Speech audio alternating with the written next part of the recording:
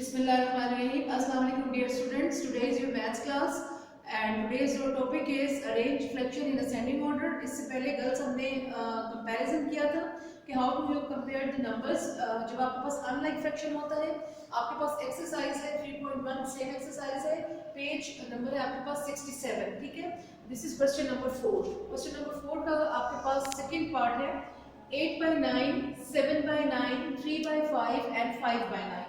इस क्वेश्चन को एक्सप्लेन करने से पहले थोड़ा सा असेंडिंग के बारे में क्लास 1 से हम लोग करते आ रहे हैं, बट थोड़ा सा मैं आपको बता देती हूँ कि what is ascending. Ascending means going up, ठीक है। Ascending means going up and descending means going down. Start. Okay, ascending order, ठीक है। Arrange fraction in ascending order, ठीक है। तो यहाँ पे हमने फ्रैक्शन को असेंडिंग ऑर्डर में चेंज करना है, ठीक है। अब यहाँ पे हमारे पास फ्रैक्शन है, चेंज हमारे पास क्या है गर्ल्स कि फ्रैक्शन में आप कभी भी अनलाइक फ्रैक्शन को असेंडिंग और डिसेंडिंग में चेंज नहीं कर सकते, ठीक है। आप कैसे चेंज करेंगे जब तक कि आप इसको लाइक फ्रैक्शन में चेंज ना कर लें। अब लाइक फ्रैक्शन के लिए मैंने लास्ट वीक पे आपको बताया था कि वहां पे हमारे पास डिनोमिनेटर्स का सेम होना जरूरी है, ठीक है। डिनोमिनेटर्स मीन जो फ्रैक्शन लाइन से नीचे नंबर है अगर वो एक ही नंबर है, सेम नंबर है, तो फिर आप ऊपर वाले नंबर्स को मींस के न्यूमरेटर्स को कंपेयर कर सकते हैं कि वो कौन सा स्मॉलर है कौन सा ग्रेटर है। लेकिन अगर आपके पास डिनोमिनेटर्स चेंज है इट्स मीन कि आप फ्रैक्शन को कंपेयर नहीं कर सकते जब तक कि आप इसको लाइक फ्रैक्शन ना बनाएं, ठीक है। लाइक फ्रैक्शन बनाने के लिए आपको इक्विवेलेंट फ्रैक्शन का एक स्टेप करना होता है जिसमें आपने एलसीएम फाइंड करना होता है, ठीक है। तो सबसे पहले हम डिनोमिनेटर्स का एलसीएम फाइंड करेंगे, ठीक है। तो एलसीएम के लिए सबसे पहले हमने डिनोमिनेटर्स में जितने नंबर हैं उनको हमने प्राइम नंबर्स के साथ डिवाइड करना होता है। तो उसके लिए सबसे पहले हम यहाँ रफल में एलसीएम लेंगे, ठीक है। यहाँ पे आपके पास जितने भी डिनोमिनेटर्स में नंबर है आपके पास क्या है 9। ओके, यहाँ पे देखिए आपके पास डिनोमिनेटर में 9, 9, 5 एंड 9। आपके पास यहाँ पे 9s में देखिए कि आपके पास यहाँ पे ये सारे नंबर सेम है, बट चेंज कहाँ पे है 5 में। इट्स मीन कि अगर एक नंबर भी आपका चेंज है तो इट्स मीन कि वो अनलाइक फ्रैक्शन है, इसको आपने लाइक में चेंज करना है। अब सबसे पहले हमने क्या करना है थ्रू डिवीजन हमने इन नंबर्स को डिवाइड करना है कि हमारे पास आंसर 1 के इक्वल आ जाए। उसके लिए हमें प्राइम नंबर्स की टेबल्स लेने हैं, ठीक है। प्राइम नंबर्स में सबसे पहले प्राइम नंबर कौन सा है 2। अब 2 के टेबल में देखिए आपके पास ना 9 डिवाइड होता है ना 5 डिवाइड होता है। नेक्स्ट नंबर आपके पास क्या है 3 is also a prime number. So हम क्या करेंगे कि 3 के टेबल के साथ हम डिवाइड करेंगे। 3 के टेबल में आपको 9 आसानी से मिल जाएगा, ठीक है। 5 नहीं मिलेगा तो इसको हम एज इट इज इसी तरह से लिख लेंगे। सबसे पहले आप क्या करेंगे टेबल ऑफ 3 के टेबल में 9 को फाइंड करें। 3 3s आर 9, ये आपका क्वेश्चन आ जाएगा, कॉमा अपनी जगह पे। नेक्स्ट इसको भी डिवाइड करना है 3 के साथ। 3 3s आर 9 एंड देन यहाँ पे क्या है 5 जो है वो 3 के टेबल पे डिवाइड नहीं होता तो हम इसको एज इट इज इसी तरह से लिख लेंगे। Then put a comma, then 3 3s are 9। यहाँ पे देखिए आपकी ये डिवाइड हो गया। नेक्स्ट अब हमने क्योंकि कंप्लीट डिवाइड करना है जब तक आपके पास आंसर 1 के इक्वल ना आ जाए। तो अगेन देखिए यहाँ पे आपके पास जो स्मॉल नंबर है प्राइम नंबर 3 है। ओके, यहाँ पे देखिए अगेन आपके पास 3 3 5 एंड 3। अगेन आप देखिए कि आपके पास ये कौन से प्राइम नंबर में डिवाइड होगा तो प्राइम नंबर नेक्स्ट दोबारा 3 के साथ ही डिवाइड करेंगे। यहाँ पे आपके पास क्या आ जाएगा 3 1s are 3 comma 3 1s are 3 comma then 5 as it is अपनी जगह पे आ जाएगा क्योंकि ये 3 के साथ डिवाइड नहीं हो सकता। Then 3 1s are 3। अब यहाँ पे देखिए कि आपके पास 9 9 एंड 9 कंप्लीटली डिवाइड हो गया टेबल ऑफ 3 के साथ। नेक्स्ट आपके पास क्या है 5। आपके पास 5 रह गया तो आपने इसको भी कंप्लीट डिवाइड करना है। 5 is also a prime number तो ये अपने ही टेबल में डिवाइड होगा, ठीक है। यहाँ पे 1 जो आपके पास नंबर्स डिवाइडेड है उनकी आपने उसी अपनी जगह पे लिखना है। 5 1s are 5 and 1 as it is ये आ जाएगा।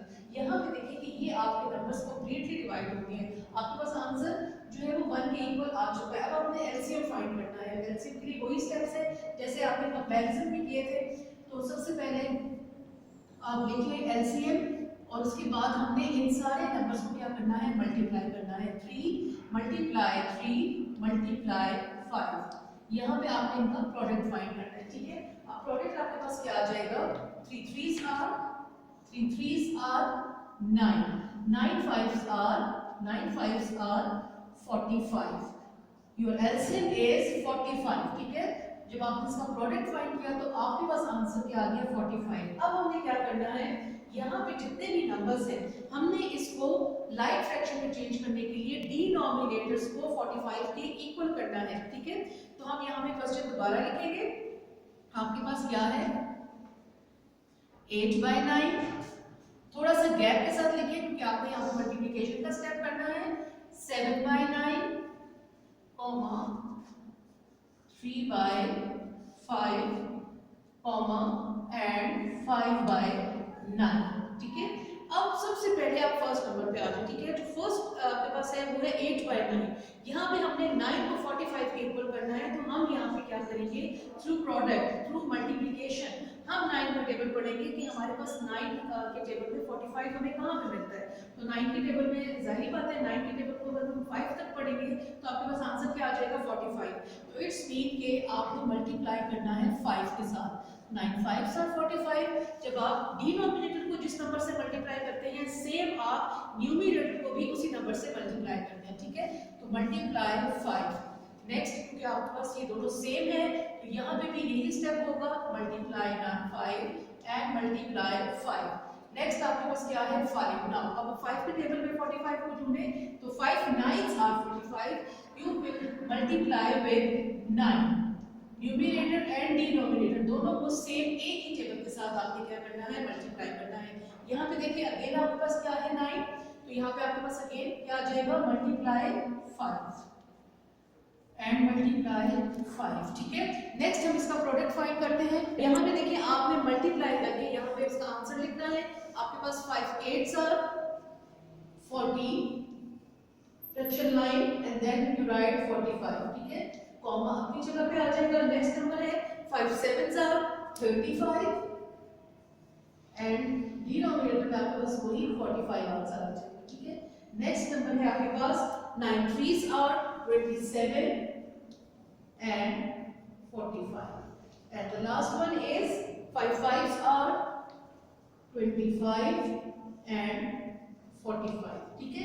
अब आपके पास क्या है कि आपके पास डिनोमिनेटर सेम हो चुके हैं। Now you compare the numerators. Okay, यहाँ पे आपने न्यूमरेटर्स को चेक करना है, ठीक है। जो न्यूमरेटर आपका सबसे स्मॉल है इट्स मीन कि आउटर में सबसे पहले आप इसको लिखेंगे, ठीक है। सो देयरफॉर सबसे पहले आप हेडिंग देंगे असेंडिंग ऑर्डर, ठीक है। सबसे पहले हेडिंग देंगे, उसके बाद put therefore sign start. Okay girls, now अब आप देखिए गर्ल्स केस में सबसे स्मॉलर नंबर कौन सा है, ठीक है। 40 35 27 एंड 25, ठीक है। तो यहाँ पे सबसे स्मॉलर नंबर इज 25/45। तो आप इसमें स्मॉल सी नंबरिंग दे दें, ठीक है। इस मीन के सबसे पहले आप क्या लिखेंगे 25/45, ठीक है। देन कुछ कॉमा नेक्स्ट नंबर पे आ जाए। यहाँ पे नेक्स्ट नंबर क्या है आपके पास 27/45, यू राइट 27/45, ठीक है। नेक्स्ट आपके पास क्या है 35, नंबरिंग दे दें, ये आपके लिए इजी हो जाएगा 35/45 and the last one is आपके पास क्या आ जाएगा 40/45, ठीक है। अब यहाँ पे तो आपने इनको असेंडिंग ऑर्डर में अरेंज करके देख लिया है। नाउ हमने क्या करना था, असेंडिंग में क्वेश्चंस के नंबर को अरेंज करना है। सो देयरफॉर के साइन के साथ आप इन क्वेश्चंस के नंबर को इस तरह से अरेंज करेंगे, इसी के अकॉर्डिंग आप इसको अरेंज कर लेंगे, ठीक है। तो यहाँ पे आपके पास क्या है देयरफॉर। अब आपके पास सबसे स्मॉलर क्या है 25/45। तो हमारे पास यहाँ पे क्या था, लास्ट में हमारे पास ये नंबर यहाँ पे आया था, तो इट्स मीन कि 5/9 आपके पास सबसे पहले क्या आ जाएगा 5/9, ठीक है। नेक्स्ट आपके पास क्या है 27/45, तो इट्स मीन कि 3/5। जो आपके पास नेक्स्ट नंबर आएगा वो आएगा 3/5, ठीक है। नेक्स्ट आपके पास नंबर 3 पे है 35/45, तो आपके पास यहाँ पे क्या आ जाएगा 7/9, यू राइट 7/9 और लास्ट में आपके पास क्या आ जाएगा 8/9।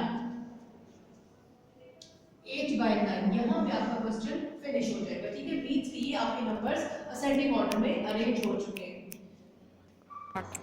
Okay okay girls, today's your homework is आपने प्रैक्टिस करनी है. Do practice of exercise 3.1 question 4 part 1, 3 and 4. ठीक है, पार्ट 2 आपका ऑलरेडी लेक्चर पे हो चुका है, तो आपने 1, 3 एंड 4 की प्रैक्टिस करनी है ऑन रफ नोटबुक. ठीक है, ओके गर्ल्स, थैंक यू.